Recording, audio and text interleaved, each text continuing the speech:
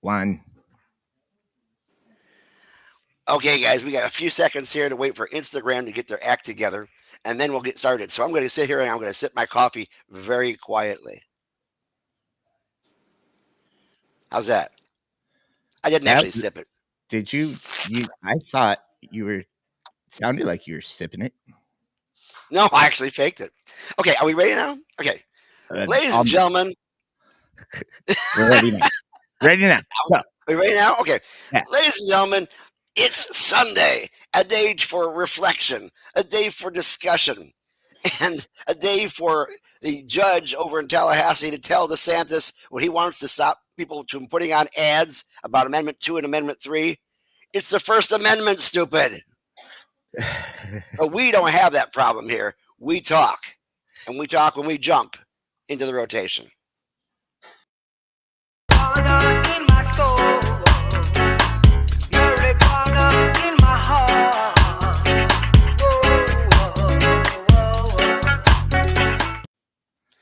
I mean, this election cycle has been more exhausting than most. I mean, the last one in 22 was exhausting, just even for a midterm.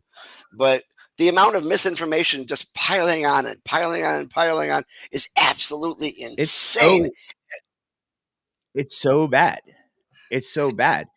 Misinformation can be like people look at misinformation and they're like, oh, this guy said it, so it must be true. And then there's the other side of things where it's like a scientist says something and they're like, ooh, I don't trust the government and I don't trust science, so this is so bad. I don't believe that the coronavirus was a real thing and vaccines didn't really stop the polio virus and the birds aren't real. Okay, birds are not real. That is true. But I know at least 3 people who claim that coronavirus was a hoax who passed away from it. So I guess that's karma. But the fact is, you actually, absolutely, you can lie on TV.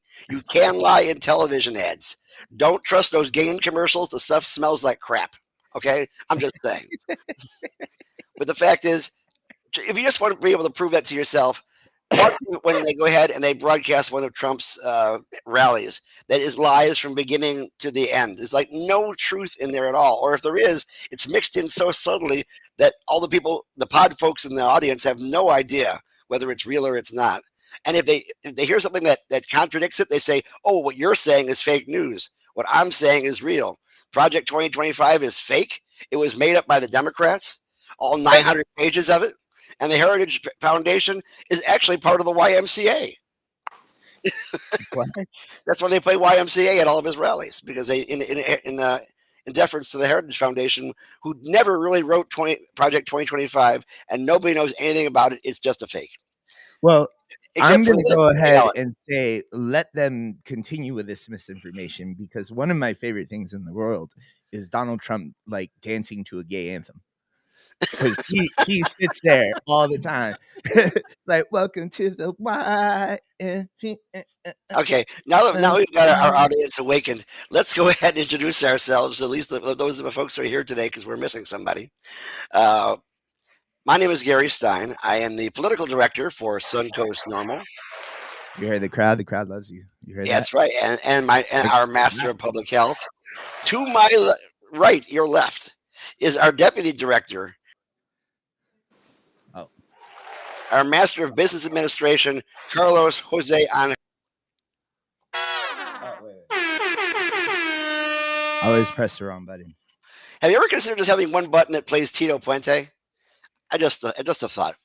Just part of the Cuban reference there. Like, is for me to like assign something to it, and like I hit it right now while I'm speaking, and you can see my voice kind of skips. But I could add something there. I could be like, my name is Cuban Pete. I'm the king of the Ramba beat. Cheek, cheeky boom, cheek, cheeky boom, cheek, cheeky boom. Never heard that. And now over to my left, your right, coming to us from Melbourne, where you can see all the space lights go off in the air, which must be an awful lot lately, because with Elon Musk, everybody else throwing crap into the space.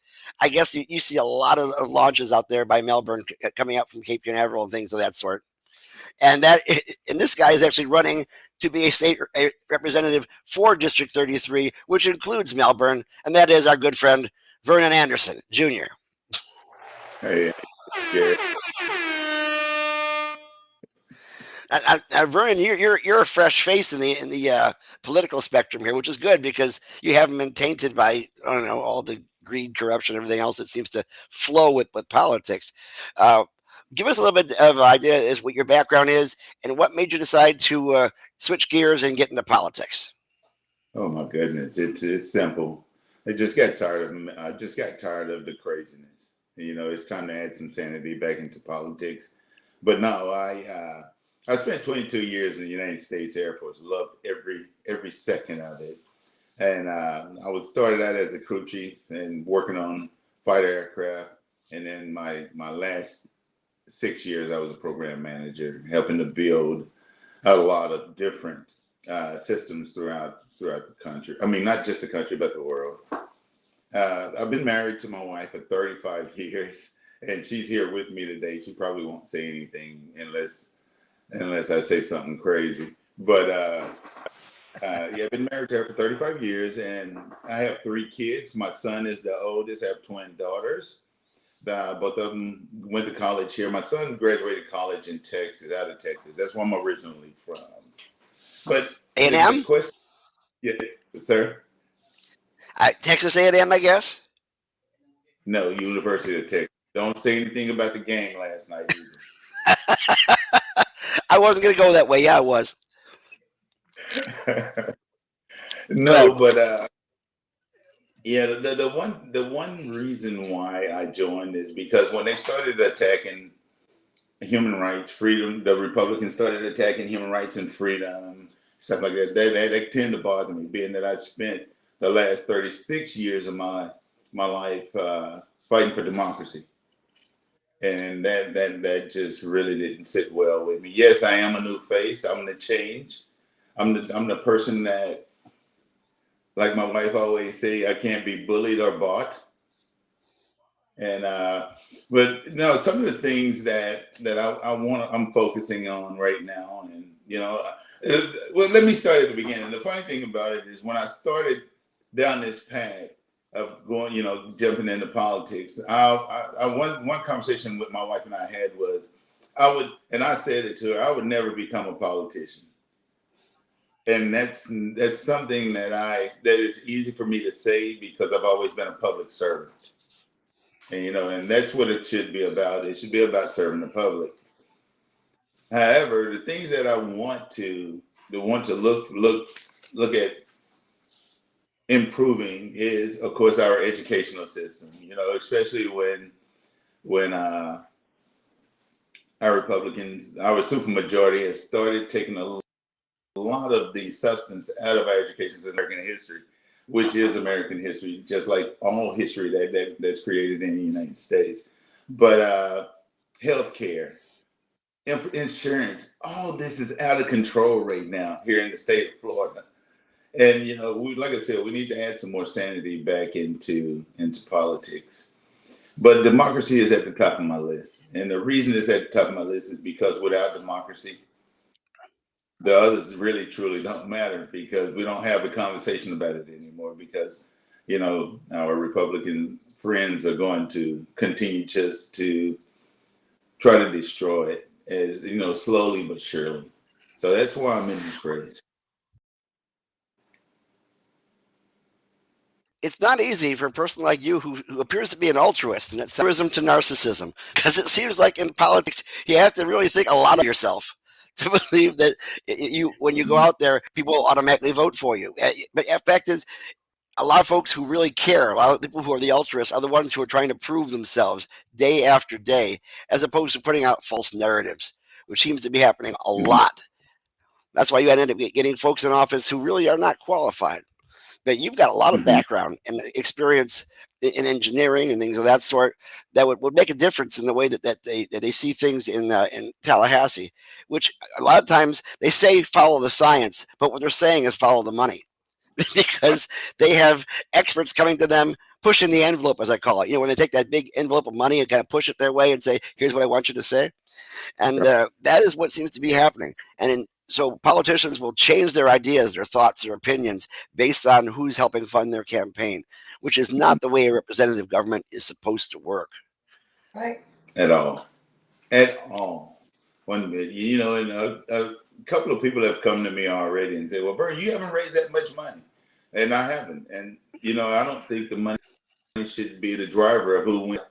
However, between my wife and myself, my team, we have been in the public for the last 15 months, talking to people, knocking doors, tabling, doing what we need to ensure that the people really, truly get out to vote and understand who I am. And the one thing that my campaign manager always say is always be yourself. And I've never changed, and I never will. I will always be that genuine guy, that graduated from college, got his degrees, the guy that spent 22 years in the military leading people, and that guy that just loved helping his community. I will always be that person. And the one thing that you should not do, and politicians should not do, is have that self-interest. Most of them go out there, and it's all about them, and especially on the conservative side, it's all about them. It's not about the people. And the one thing that I always say, when people ask me, I don't see things through the lens of Vernon Anderson. I see things through the lens of the residents of District 33. Because I've spoken and I understand what they're looking for, and I understand the pain they're in, because I'm in that same pain with them. I share. Well, I hate to cut you off, man. If you've got more, please tell me you got more. But I've got two questions for you, actually. Yes. I appreciate you coming on here and speaking the truth and wanting to represent your district properly and the people of your district more so than representing yourself. There's a lot of changes that need to be made in politics, and I think that's very important. Have you read Amendment 3? Yes, I have. So for my first question, are you pro or against? I'm pro. For Amendment 3. So then my real questions here, I guess I have like 5 questions. First off, right, why is it so important to you that we pass Amendment 3? And second, do you have any criticisms of this amendment? Why is it important for me? Because this disenfranchised way that the state of Florida is funding the African American community because of Amendment 3, not just the African American community, but the young kids as well. If let's take, for example, if say 2 minors get caught with a marijuana stick in their car, one of them is going to have to take the blame. Their life is over with at that point because it's a felony. It makes it more difficult for them to do what they want to do, or just to follow their dreams, because they got a felony on their records. They can't join the military. They can't get a Department of Defense job because you need a clearance. It's just so much with it. But the reason I'm for Amendment 3 is 2 reasons. First and foremost, it eliminates that piece of the felony. And that's what we need. We need to still give them the opportunity, to be successful in life. But second of all, it's a revenue driver as well for the state of Florida. And of course, the state of Florida runs off of taxes. And the more we can bring in, the more efficient, the state of Florida should be able to run. However, I do have a criticism, and just one. Before you go into that criticism, though, I do want to say that what you said right there, the fact that people are getting arrested right now, there's a lot of criticisms towards this amendment, and and I can't wait to hear what you have to say. But the fact that it ends arrests is just so important. But please go ahead. No, the only criticism is, do I feel that the people that has been jailed by getting caught with marijuana, things like that. I keep hearing people saying, let's let them all out of jail. No. I think we need to have a conversation about that one. We need to slow down on that a little bit and just handle it case by case, or come up with a process in order to look at these cases and expunge records or whatever we need to do. But just arbitrarily just free everyone that's been jailed for marijuana, either possession or usage. Yes. And I just have a couple of concerns about the Amendment 3. Like the driving under the influence. That kind of concerns me a little bit. But like I said, it takes a lot of conversation and a lot of understanding. And what are we going to do about it? Pretty much. So. Now, I'm glad you mentioned the DUI situation, because one of the things that's been going on in the fight to try to stop Amendment 3 from going through has been some of the talking points that have been coming from the folks against it.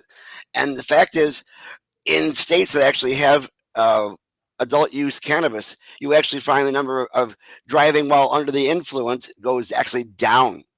Now, Yeah. there are folks who drink and drive. They always Mm-hmm. are the DUIs. Those are the ones we have to take control over. It is illegal to drive with an open canister in your car. It's also illegal for you to have a joint that is lit and in your mouth at the time when you're driving too. Now, one the aspect of Amendment 3 that it was kind of iffy, and again, you're limited as to how much you can actually do when you're trying to create a constitutional amendment. You start out with a basis for a law, and the rest of it comes from the legislature, which means when you get into office, you get to fix all the little issues and nooks and crannies that are missing right now. And one thing that's missing is public use. It does not mention public use. And yet we have people coming on TV right now saying, oh, yeah, it creates a situation where I won't be able to smoke anywhere.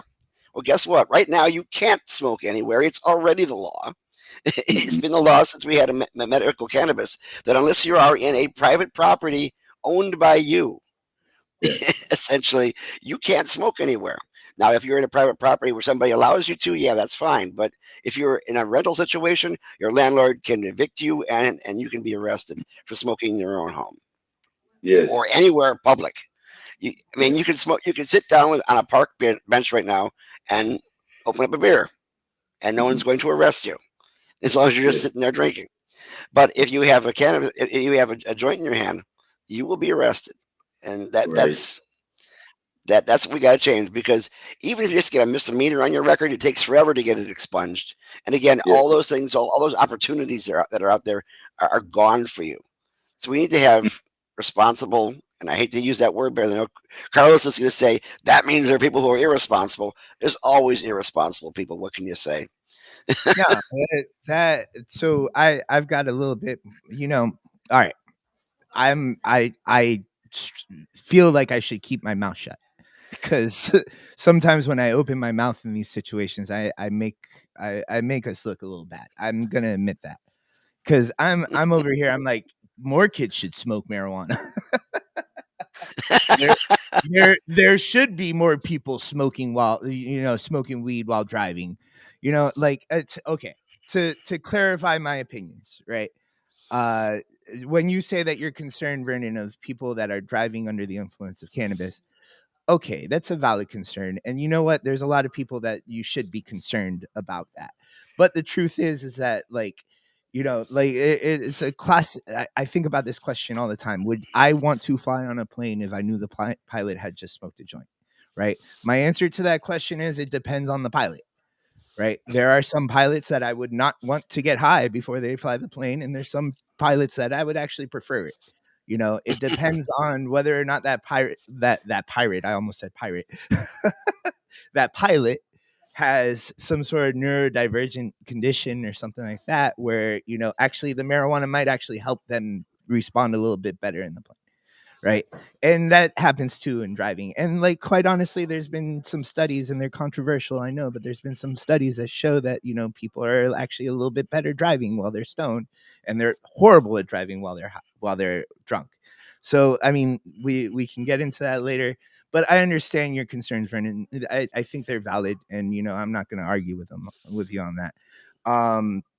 The whole thing about it smelling like marijuana everywhere is just ridiculous. And I don't know, we've got this public use thing queued up here, Gary. You want me to play it? Yeah, go ahead. All right. So this you want to set it up a little bit? It depends which one you're going to play. The no on 3 smoking in public. The girl? Yeah. Okay. Yeah, this is a interview done by a supposed expert at one of the television stations here in Florida about why this person wants you to say no on Amendment 3. Let's hear her answer, and then we'll rip it apart. So I'm gonna say my opinion first. All right, I would Go ahead. rather Florida smells more like marijuana because it just smells like piss everywhere. And there we go. We're gonna go ahead and Constitutional right to smoke pot where I want to. So no, they can't. And that's the problem with the constitutional amendment. You have to be very careful when you're making decisions on voting yes or no on constitutional amendments because they will forever be enshrined as written. You're violating my constitutional right to smoke pot where I want to. So no, they can't. And that's the problem with the constitutional amendment. You have to be very careful when you're making decisions on voting yes or no on constitutional amendments because they will forever be enshrined as written. You're violating my constitutional Yeah, right it's to on smoke loop. pot where I want it's to. on loop. So Yeah. no, they can't. Either that or she's so high she forgot what you just said. But here's the deal. There is no constitutional right now for you to be able to smoke anywhere. It is federally illegal. Okay? That's the federal constitution. As far as the state constitution is concerned, it specifically prohibits public use already. So you don't have a constitutional right to smoke anywhere. In fact, it's in the Constitution right now that you can't because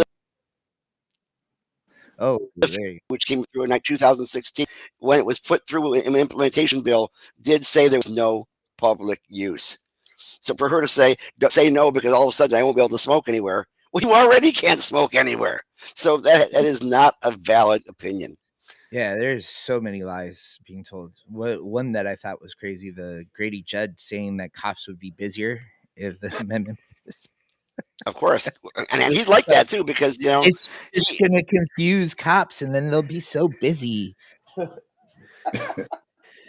I mean, we have policemen who unfortunately are still suffering from PTSD because a lot of them have seen things they cannot unsee, and yet when it comes to treatment for PTSD, all they offer them right now, and I've had this conversation with Chad Chronister and a couple of other sheriffs, and all they offer them is yoga, acupuncture, and cognitive therapy, none of which have been shown to be proven treatment for PTSD. And so you have folks who actually retire because of their PTSD. Then all of a sudden they're being given jobs as resource officers because of that. There's been more school shootings. And then next thing you know, the guy ends up shooting himself and his grandkids and everybody else because he goes crazy. So we have to take care of our first responders, absolutely. And we happen to have a bill, believe it or not, in Suncoast Normal that we've been trying to push through. Part of it allows public employees to not lose their job or not be prevented from getting a job just because they have a medical card. And the other part is to set up a study which shows if first responders use cannabis when they're off hours and not on call to treat their neurodivergent situations such as PTSD, things of that sort, when they are on shift and they are totally clear of the medicine in their blood at that point in time, they are better cops. They are better firemen. They are better EMS. But people say that there's not enough studies. Well, let's do a study and let's verify it and let's help our first responders. I think that's so important. Now, Vern, again, you came out of the Air Force. You know there are so many people who leave as wounded, mind and in body, after they've served their country.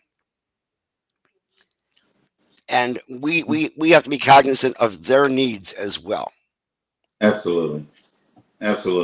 But you know what? Carlos said something earlier about airline pilots, being under the influence. And you just kind of mentioned a few minutes with first responders and everything, if they can smoke on their off hours, they come back and do a much better job the following day. I tend to can't get on board with that, but because there are controls in place for that. Like for instance, me, I'm in the aerospace and defense industry. I do not want anyone smoking marijuana putting an F-35 fighter together because the measurement and the parameters are, and of course the F-35 flies upwards of 1,800 miles per hour. You do not want anything coming loose. Think about that.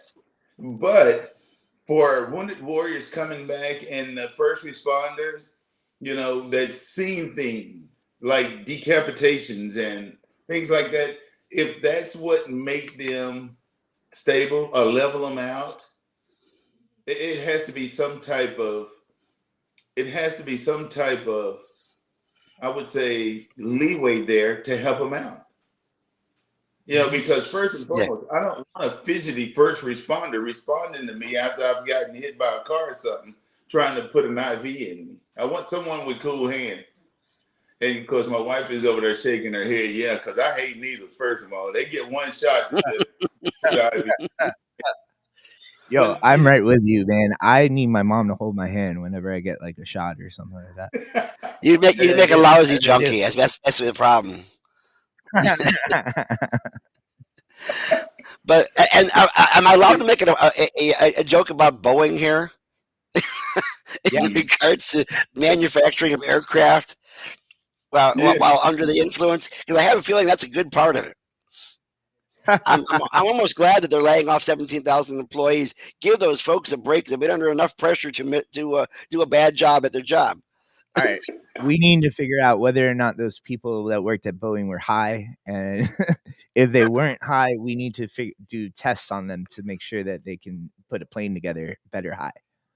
Depending on whoever this it might drive that study. but I know for the fact that you're not supposed to be doing marijuana or cocaine or anything, working in the industry like this. And just the fact they would let Boeing create a spacecraft to put people up in space, not knowing if it'll be able to bring them back down again. I think it's just absolutely. I'm just saying, okay, if they can't do it in our atmosphere, don't let them go even beyond that. Don't make the problem worse. What about like going to space? Like, wouldn't that? Because the astronauts, like I don't know, but like from what I know about like watching Apollo 13 is that they're just kind of sitting there just taking the force when like they press the button, the rockets go off and like everything's kind of automated. You can be high for that, right? I don't think I'd want that much G-force and that much explosive I kind of force knew you were behind going to me. say that, Ed. I mean, just the thought of sitting in a chair with, 1 million pounds of pressure behind you and 20 G's pressing up against you at the same time. I would hate to do that sober. Wild ride. It would be a wild ride. I had cataract surgery on gummies. I had to. These are questions that our kids are gonna have to like figure out one day. Because like, we're here. It's like, oh, should somebody smoke a joint while they're driving? And like, oh, I don't know. And me. But like, they're gonna be like, well, if we're gonna fly to Mars, you can't be high. It's just funny to think of that. Yeah. I mean, I think about the airline industry, and I think about Howard Hughes, who was, among other things, severely OCD. I mean, but when he built an aircraft, he sat with his finger and went over every single joint to make certain that there was absolutely that was entirely smooth and that there was no drag for every single bolt that was in that plane. Yeah. Because that's the way that was the way his mindset was at. I think that set the standard for the industry going forward. So sometimes being neurodivergent actually helps. So, Vernon, I know you live now in District 33, but like, are you from there? Were you like, did you grow up there? No, I did not grow up here. My wife and I, we moved here back in 2016. But this Where'd is you not grow up? First in Florida. But we moved here in 2016. The company moved me here north of Grumman. Okay, cool. Where'd you grow up? In Texas. We grew up in Texas. Both of us in Texas, yes. I'm just wondering, like, did you have like any experiences with cannabis over there in Texas? I didn't. You didn't? I personally, but of course, friends that smoke marijuana. Did they ever drive? No, I'm just kidding. No, I like to see if our the people that join us on the show have ever consumed cannabis. Have you ever consumed cannabis at all? Myself? No. Yeah. No? All right. I'm just checking. What about your wife? Ask your wife if she smoked weed. Absolutely. I think he would know by now. Yeah, he wouldn't have to ask her. After 34 years, I don't think he'd have to ask her at that point in time. Oh Eh, no. I know that you're probably not interested in consuming anytime soon, but like maybe like one day when you retire and you don't have to worry about driving yourself around or running a district or anything like that. Like, would you ever want to try it? It's on my bucket list. It's on your bucket. Oh, fair enough. Fair enough. Well, one of the things I look for in a politician or in a candidate that I want to vote for is the level of empathy. To be able to look beyond yourself and your own experiences, to be able to feel what your constituents are feeling, because you can't possibly know every single experience that all of your constituents are feeling right now. I mean, it's just not possible. If you have a large immigrant population in your district, and I think it's a fair amount in that area right there, but you're not an immigrant, doesn't mean you don't understand where they're coming from. You don't understand why they're fleeing from Buenos Aires or why they're fleeing from other countries where they have dictatorships and other things that make them feel they have to leave their country. And then you come over, then when you hear these things saying, oh yeah, they're coming here to slit your throat in your kitchen and all the other bullshit. Mm-hmm. I mean, it just irks me who don't have empathy, who have an understanding of their own constituency, but they take talking points from people who think they do but don't. And that's why I'm And I glad truly that have an you're understanding. thinking out of the box. Is that what you were saying? Gary, I truly have an understanding of, and I empathize with him, because one of the assignments I had in the military was to evacuate 500,000 Kurds from being slaughtered. So In North Iraq, yeah. And even the place that we relocated them, the people really didn't want them there, but they empathized with them that they had to be relocated. Here in Florida, immigrants are the backbone of our economy, of our work system, of our touch labor. And I don't understand why the Republicans are so down on them. They talk about, the Republicans talk about economy. Okay, our out of control costs. If Trump gets in the office and he do what he says he's going to do, like round up all immigrants and send them all out back where they belong, the orange, the apple, the whatever fruit or whatever type of labor that they're currently doing, it's going to drive costs sky high, because an American to pick an orange for less than $15 or $16 an hour, that's not going to happen at all. Now, I'm glad you mentioned that, because there is an actual there's a federal law in the books. It's called Chapter 14 Special Certificates, and it came from the Fair Labor Law of 1938, which basically says if you have a person who is disabled or a person who's an agricultural worker, you can pay them less than minimum wage. And people are still using those special certificates today, and they need to be phased out, because those agricultural workers work their asses off. It's back-breaking work. Have you ever tried catching watermelons? I know that's not the agriculture on your side of the state. It's the other side by Fort Myers and things of that sort, and Manatee County. These guys, they literally toss watermelons into a truck one by one, and your back has to be actually practically broken. That, along with the berries and things of that sort. The average American does not want that work. So when they come over and take those jobs, they're not taking your job. They're filling a job that we need done. I don't understand why people don't get that. I don't understand how, there are so many immigrants already in this country, and this new Republican hate for immigrants has caused immigrants to hate other immigrants. It's quite strange, you get a lot from, last night SNL, there's like a new cast member, and I think he said in his like weekend update, whatever, that he was a Lebanese Christian, and he was talking about his father, And I was like, oh my God. I'm not going to say it, but I was like, oh my gosh, I can relate.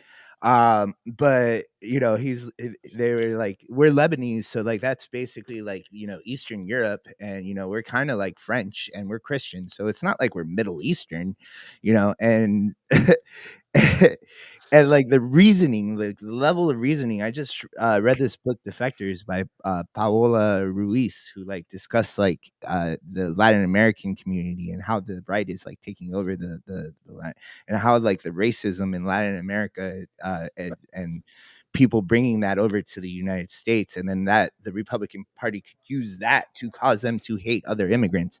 Like it's incredibly sick how much hate is being used by the Republican Party at this point in time. Mhm. I don't know. You guys want to talk about that? Well, Not at all? I'll just go real briefly. You guys Go want to back talk about weed at all? Well, yeah. Well, let's talk about the weed for a moment and how that all ties into that. Because back in the late 1800s, early 1900s, you have the Mexican Revolution over there, and you had the mestizos, or the indigenous folks, against the Euros, who were the colonization people from Spain who came there to take over that area, and they fought. And the drug of choice, if you wish, of the mestizos, of the indigenous folks, was the cannabis, because it was a plant that they could grow. And then there was actually false stuff coming from the press saying that anybody who uses this becomes a violent criminal. And so they were demonizing the indigenous people in their own country, so that these colonists could go over and take over. Mhm. I'm just saying. It just Yeah, happened. it was great. Like you related one of my random rants to cannabis. That was awesome, actually. Well, when they came to this country with their drug of choice, they were told Mhm. that they were taking the jobs away from Americans when they were actually helping to spur the agricultural community in the United States. And so when Harry Anslinger decided to make cannabis illegal, what he used was that anti-immigrant attitude by saying it's these Hispanics coming in here, and these Hindus, spelled with two O's, and these Caribbean folks who are poisoning the blood of this country with their drugs and all this kind of stuff. And that is how cannabis became illegal in the first place. They used that xenophobia that is currently present in this country.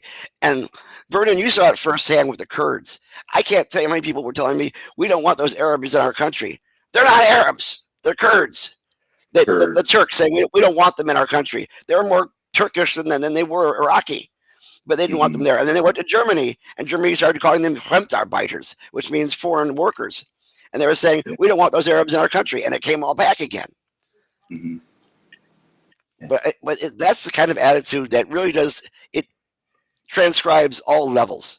You know what's crazy? I remember there was a committee hearing for the hemp bills that I remember one of the Hillsborough Anti-Drug Alliance ladies went up and spoke.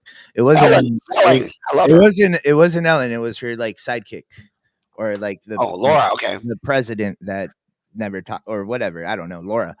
But like she got up, and we just had this compelling day in that workshop. We had like 40-50 people that showed up to say vote no on these hemp bills, right? It was just like this compelling argument presented by the hemp industry, and we were all in high spirits. And then this woman comes up, and she's against it, and she's like, all these lies are being told to you by these hemp people, and these immigrants are coming in, and they're selling D8 to our kids. And I'm like, holy shit. Like, everybody laughed at her, but it's like making sense why people on the right would like start thinking that way, if like they and it makes me think, like there's this big resurgence on the right, like there's this big push to say that cannabis is no longer a partisan issue, that people on the right want to legalize cannabis. And granted, I think that the difference is how we implement it. Liberals really want a free market, Republicans want corporations to take over and overcharge patients, but that's not what we're talking about here.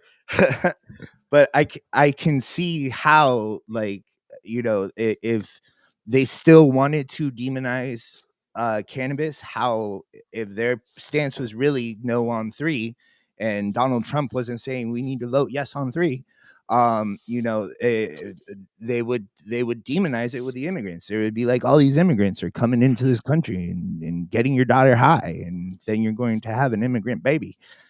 And that actually was the one of the talking points in the 1930s, that these immigrants are going to come in here and they're going to impregnate white women, and they're going to brown the country. God forbid, right? After they did it to the Chinese back in the 1800s. Which should bring us to this point, and I'm not going to get off immigrants yet, but I'm going to make a point here. Why are they trying to get rid of abortion? If all the Arabs are coming in impregnating the women, they would not want to have those babies, wouldn't they? Especially if they're getting their wives and their daughters or nieces and are pregnant, they should not want to have these kids. But yet instead, they want to get rid of abortion. See, all of it doesn't make sense. They're pro-life, but only to the point of birth. After that, it's everybody else's game, as far as they're concerned. But when they say they want to protect the kids, first off, let me just mention the fact, and Carlos will concur with me on this, Amendment 3 is not going to give kids access to cannabis, okay? It's only for over 21. And Carlos' shop, Chillum, over in 1714 East 7th Street over in Ybor City, you can't be over Central Ave in St. Pete. And St. Pete, which luckily did not get flooded out, but almost did. But you can't be under 21 and purchase. However, if you go on the street, you can. And that's the difference. We need to have a regulated, clean product and places where you can buy it, and where they make certain that the kids don't have access to it. And believe it or not, that actually does break down the amount of kids that have access to the medicine. It really does. And quite honestly, like I'm tired of being blamed for parents being bad parents, because I mean, anything else like alcohol, pharmaceuticals, things like that, they're just expected to be responsible with it and put it up high where the kids can't. But apparently all these potheads are just leaving hemp gummies all over their babies' cribs. Yeah, and they pass them out to all the kids at Halloween too. Right. I mean, if you just spent $20 on a package of 10 gummies, are you going to give those to the kids? You don't even give them the big bars, of Hershey's chocolate. Are you going to give them your $20 gummies? I don't think so. Wow. I mean, it just doesn't make sense. But again, getting back to the babies, the number one cause of infant mortality in this country is unwanted pregnancies. That is the number one base cause of infant mortality. If you want to save the babies, you make certain you have less unwanted pregnancies. Don't take away contraception, which they've been talking about. Yeah. Increase use of AVF, of course. As it's AVF, Trump. Okay, I don't know what you thought the initials were.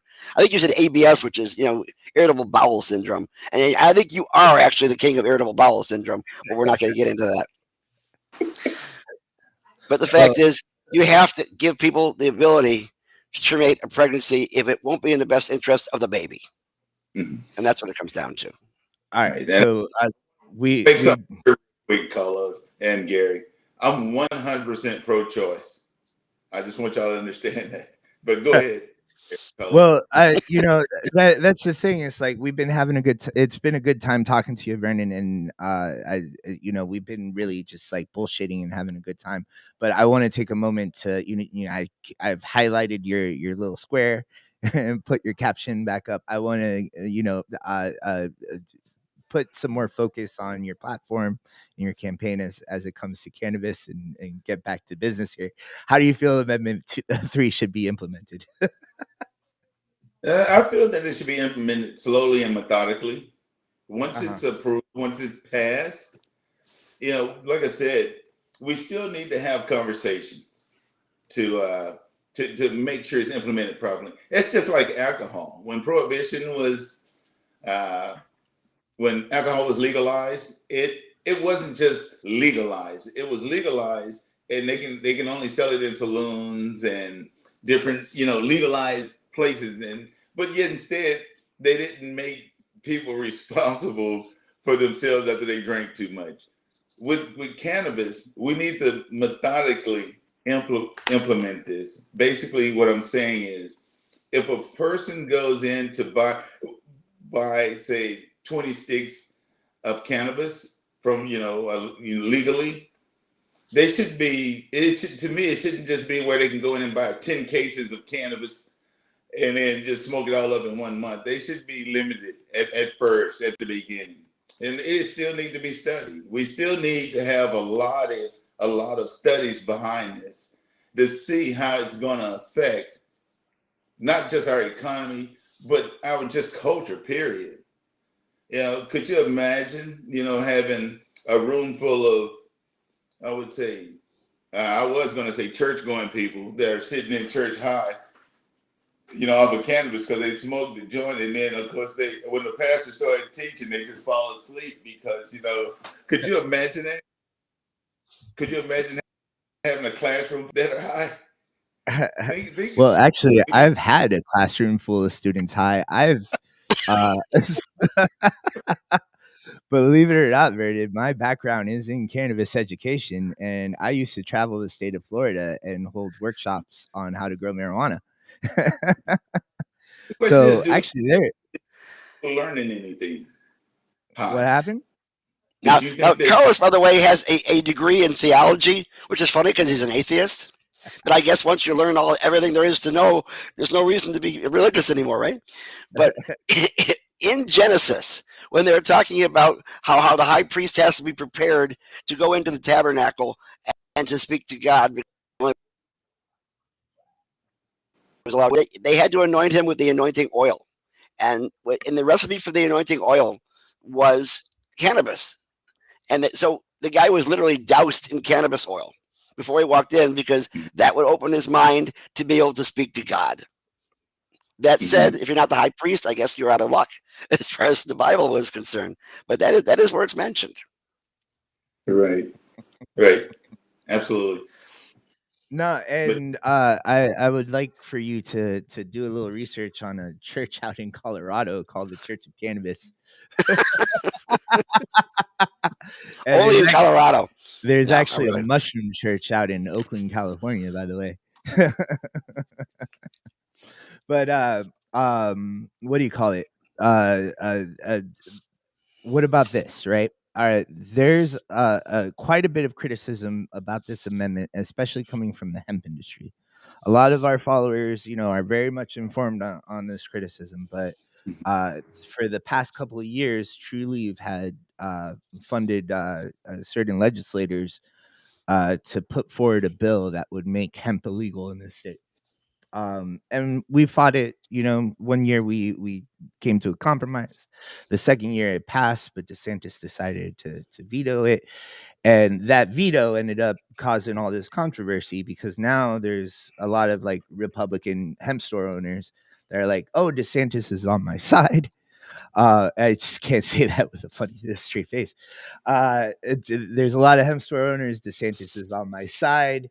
Vote no on 3. Cannabis is already legal in this state. The hemp industry is really the cannabis industry, right? And all you're going to do by voting yes on 3 is just make hemp illegal and hand over the cannabis industry to the monopoly that currently controls the medicine industry. Do you have a response to that at all? Like I said, we still have, we're babies at this right now, especially the public. We still have a lot of conversations, but I'm going to tell you this one thing. The more I speak to people that are well versed on cannabis, and it's not just its effects, but just the legalization of it, the usage of it, it makes me more aware of what I need to speak about. When I go into we appreciate you being open.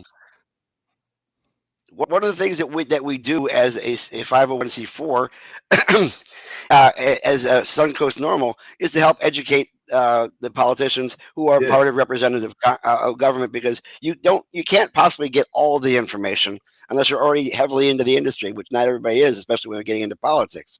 So we're here available for you for any of the information you might need to help move forward and to work on it, because we've got bills that try to fix so many things that a lot of people are not aware of. Like, for instance, if you are in a home where mother or the father are using cannabis for their PTSD or for their Crohn's disease or for their cancer or whatever, and Child Protective Services comes into the home for whatever reason, and the only thing they can find is the fact that somebody has a medical cannabis license, they can petition the Department of Children and Families to remove the kids from that home. And we actually have a bill that says if the only thing you can find is the fact that someone's using cannabis medically or medicinally, you can't petition the government to take the kids away, because that doesn't make any sense. A child thrown into foster care is in far more danger than having a parent who's chill and dealing with their PTSD or whatever else. So those are the kind of bills that we have created to move forward. And we need legislators to work with us to make those things happen. During the supermajority that we've had for the last few years, they've gone nowhere. But they're out there, and we've developed new ones. We even developed a new one for the Second Amendment, saying that cannabis use should not be the reason why you can't have a concealed weapon permit and things of that sort. Although I got to tell you, there are some idiots out there who don't know how to handle their firearms. There was a guy who was last week, 2 weeks ago, who accidentally killed his girlfriend because it was loaded while he was cleaning his firearm. Now, who the hell doesn't take the ammunition out before they start cleaning it? You have to have a clear pipe, right? You have to have the first thing you do when you're cleaning your firearm is make certain there's no ammunition in it. This idiot was not activated, was not educated. To be clear with you, Vernon, I don't think you should operate a firearm while high. Actually, I think more likely if you're high, you're not going to want to. Yeah, there's a good chance you'll put it down. Pick up a bag of onions. Irresponsible. Unless you're pheasant shooting or when you're out with Dick Cheney, people on your team. I don't want to take away Gary, pitching that we've got bills and that we're working on and things like that. But I want to go back to something Gary just touched on, and just something that kind of, go ahead, Vernon. I'm sorry. No, just really quick. Gary, thanks for the offer on the educational piece. I'm going to put you guys in my speed dial. I have Jody as well. Yeah, she's in Melbourne. I have any questions about Canada. Hey, Jody, what's going on? Do I need to be brought up to speed on this? Please educate me. But I appreciate that. That's a good person to educate you, man. I'm not even going to lie. Jody's very educated on the subject. But, and that's what I wanted to talk about, as a matter of fact, is that we're here to educate. Gary mentioned what our organization is all about. And Vernon, I'm going to just let you know I'm releasing some frustrations from our audience. But we are a 501c4. We are here to be a political organization. We are here to influence politics. We are here to tell you how to approach politics when it comes to cannabis. And if you are upset that we tell you to vote Democrat because that's better for cannabis, then I'm sorry, but you can stop fucking listening and fuck off. We don't want your membership. We don't want you to view. We don't want you to, because here's the whole point, Vernon. Gary Stein here, and our executive director, Chris Cano, put together a voter guide, and I'll flash it up here a little bit. And you can see here, it's very comprehensive. Hopefully we got your district on there. Yes, yeah, there you go. We have you on there. So, second column, first one down. There you go. But, these guys put in a lot of hard work. They reach out to politicians. They have them fill out questionnaires, right? They invite them to be on the podcast. We interview them on the podcast in front of our audience, right? We ask them questions. We take our expertise. We've been doing this for over all of the people on this board, over 10 years. Activism, cannabis industry, nonstop, passionate about legalization of cannabis, right? And we need to stop making this a partisan issue. I mean, if anything, that proves that it is absolutely a partisan issue. Right. You might vote yes on 3, but if you're going to vote for somebody that's not going to implement it with your freedom in mind, right, you're fucking up. I'm sorry. So you can fuck off. If you're going to complain about Gary and Cano, like, they literally complained to our national organization, and the national organization looked at the situation and was like, they're a 501c4. of course Donald Trump is going to be worse for cannabis than Kamala. I mean, we also included looking at everybody's voting records and what bills they sponsored, what bills they did not sponsor, what bills they voted down, what bills they voted up, and Which all is this came something into that the Republicans never do. Yeah.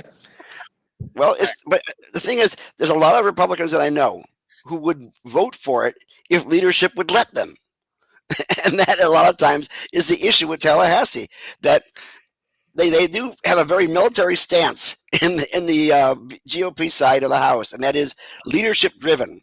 They tell everybody, be a good soldier, vote for this, do exactly what you're supposed to do, and don't question us. But with all due respect, the military, the legislature is not the military. It's more like God's will, and we all have free will. They should be able to represent your constituents and not just the leadership of your party. Right. I agree 100. Yes. But we do have Republicans on our endorsement list. We do have Libertarians on our Republican list. We even have one write-in candidate because in a district not too far up north from you is Kim Daniels, a Democrat, who spews this anti-Semitic bullshit, saying that stop talking about the Holocaust because the Jews own everything. Well, damn! I wish I had known that. I would have had a better paycheck last month. Yeah, you sure. And she also said that thank God for slavery, but we're not going to get into that one because I don't think she should get any more air than she's already gotten. Right. So we didn't endorse her. We endorsed the write-in candidate who is in favor of the things we're talking about and who gets it and understands it, and that's why we put those people out there. And if you don't like who we endorsed, take a better look at your. That's all, Dan. Right. Yeah. But yeah, we're not going to deal with that. Go ahead. What happened? Go. Now, the one thing that I wanted to say is, even though we passed Amendment 3, we're going to pass Amendment 3, we still need people like me in Tallahassee to help execute the Amendment 3. Because if we still have that supermajority, they're going to put all kind of garbage, conditions and into this and try to derail it and make people not want it, and of course put out more of those misleading commercials about Amendment 3. It's gonna be we have to break that supermajority in order to make sure that it's implemented properly. We need that. Well, we need those. Speaking of misleading commercials, I have one right here.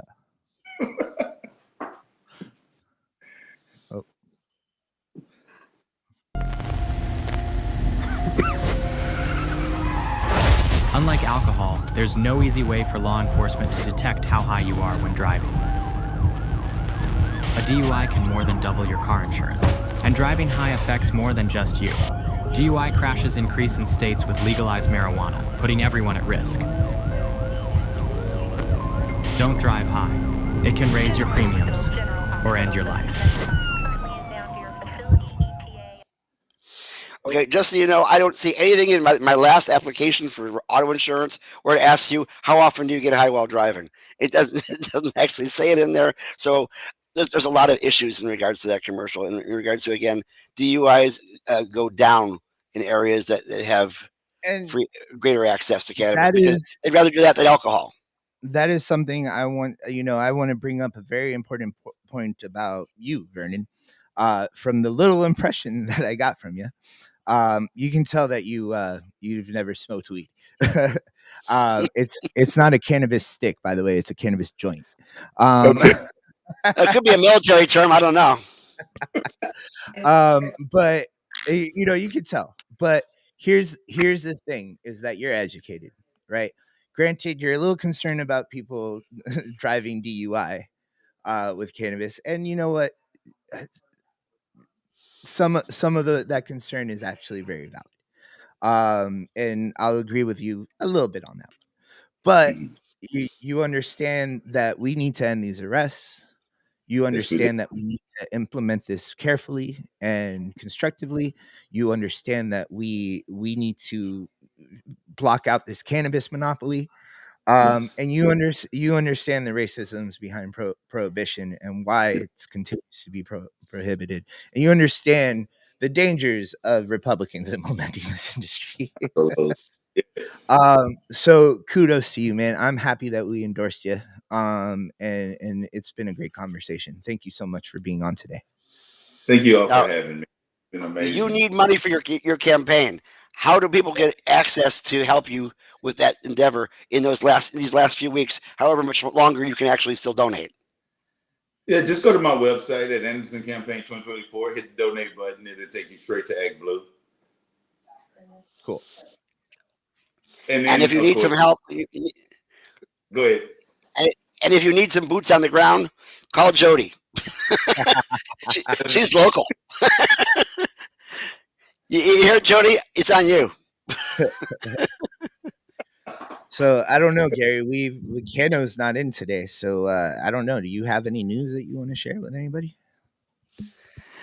Just again, the fact that we do have here in the state of Florida a large amount of money being poured into blocking Amendment 3, just as there's a lot of money trying to block Amendment 4. It's not unusual for the folks in Tallahassee to try to knock down citizen initiatives. They do it all the time. When it came to giving felons their votes back after they served their time, they made that nearly impossible by saying you had to pay back all the money you owed to the state for your incarceration. And by the way, incarceration does cost, and they do ask for prisoners once they leave to pay it back. Yeah. It ain't happening. That's why it's so important that that we implement this. The fact that DeSantis is literally using taxpayers' money, people in Florida who are cannabis patients. When you pay taxes, you're funding No on 3 commercials. That's ridiculous. That's ridiculous. Senator Pizzo over in Miami is a person who is actually suing the state for using public funds to try to knock down a citizen initiative, and we are going to have him on November the 3rd. So we're looking forward to having him respond. That commercial we just saw was funded by taxpayer money. Right. It wasn't funded by some corporate shill that's funding DeSantis campaign or something like that. It is funded by your money, Florida. Thank you. Ridiculous. So let's get a little bit more lighthearted here. Let's talk about having fun later in the next month. We announced we were having our Halloween costume contest a couple of shows ago. We didn't really mention it last time, and it's because it was kind of in a bit of a hiatus. So we're going to have a Halloween costume contest in the middle of November. There you go. It's going to be on November 16th now at 8 p.m. There's going to be music, live entertainment. There's going to be, of course, a costume contest. So wear your Halloween costume. You could win a cash prize. I'd tell you, I'm going to bring a Puffco just to, sweeten up that cash prize deal. So if you're into Puffcos, you could possibly win one. And one of the coolest things we're doing this year is we're doing live body painting. We did it at the first one, and we're bringing it back. All proceeds go to legalized cannabis, so please support us. And Gary, what are your costumes going to be? Well, I haven't decided yet, but I am grateful that you're doing live body painting now, because the cadaver painting thing, it didn't go over very well. No, it's not. We never painted dead people. I just want to clarify, right? Live body painting just means it's happening there. Oh, okay. Yeah. I wasn't certain exactly where you were going with that. There's no dead body painting. I think there's also a constitutional amendment against that. I'm not necessarily certain. Yeah, something having to do with alteration of a corpse, but we're not going to get into that right now. You're not allowed to paint dead bodies or get high with them. But again, we're looking forward to getting a fresh new faces into the legislature this next session, so telling them to do everything that they should do, whether they want to represent their public or not. We're hoping that, Vernon, you are in there to help make this thing happen. We'll offer you all the bills you need to help go forward, and of course any education that you need.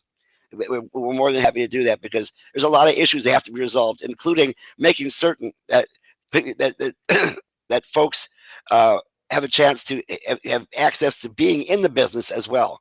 I mean, Carlos was lucky to be able to set up Chillum, now with 2 stores, doing a fantastic job. But the average person in minority status has practically no way of getting into the business right now. With vertical integration the way it stands right now, you have to have $50 million in your pocket. And the average mom and pop does not have $50 million to start a business. And they may be giving out licenses, but if that license costs you $50 million to get started, it ain't going to happen. And we don't have any minority licenses. I'm sorry, Cookies, but Burner, your dad was Mexican. That does not make you a minority. You are a millionaire, rap performer. It doesn't really fit the mold, okay? About it, I think Cookies is licensing to another company, so I don't even think Burner owns the company that Cookies out there. Yeah, and the one license that they promised us that was supposedly given to a person who was a black farmer who happened to be 90 years old at the time that he was putting in his application, passed away before they actually did it. So they gave it to the next person, and the next person is already ready to sell his license, even though he hasn't even cultivated or anything. So once again, no minority licenses. Don't fall for that line. We need to get it fixed. We need to get it fixed in the legislature.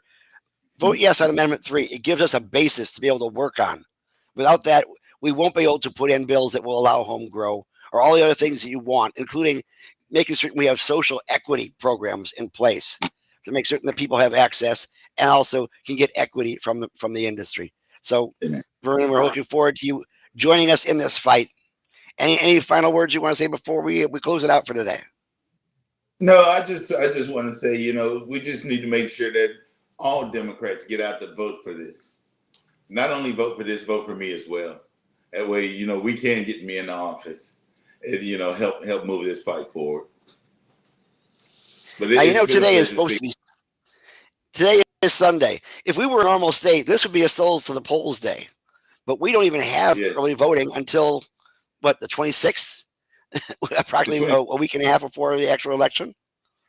Yes. It's the 21st. Not a lot of leeway there. Yes.